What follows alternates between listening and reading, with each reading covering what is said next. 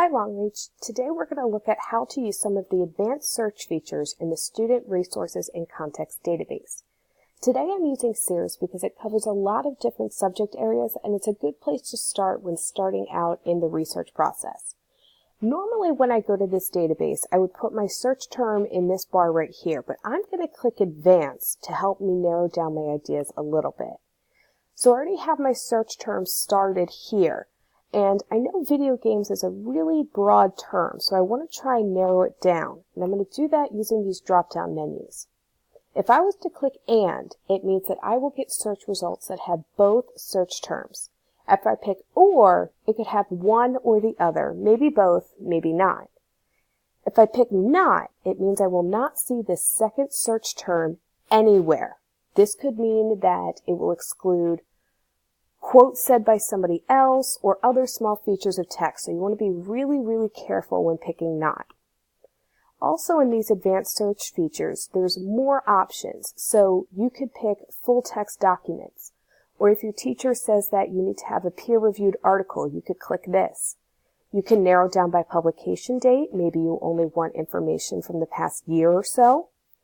You can narrow by content type. Maybe you just want journals or magazine articles.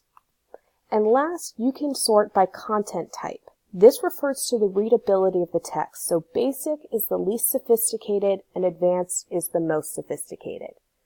So I'm going to go ahead and I'm going to run my search. And you see that there's all different resources here that I could pick from.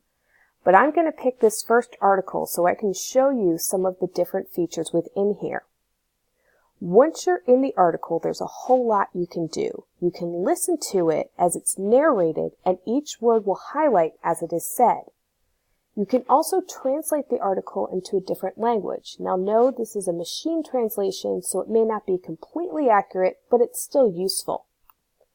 There's also this citation function. I can pick MLA or APA, and then once I'm done, I can have it exported to my Google Drive, so I don't have to copy and paste it.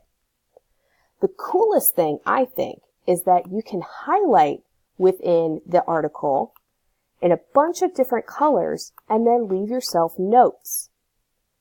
And because you're signed in as yourself through Google Drive and Google Apps for Education, you can send the article to Google Drive and it will keep all of the highlights and notes that you've already done.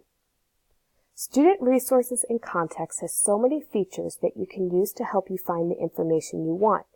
If you're having trouble, don't hesitate to find a media specialist and we'll find the information together.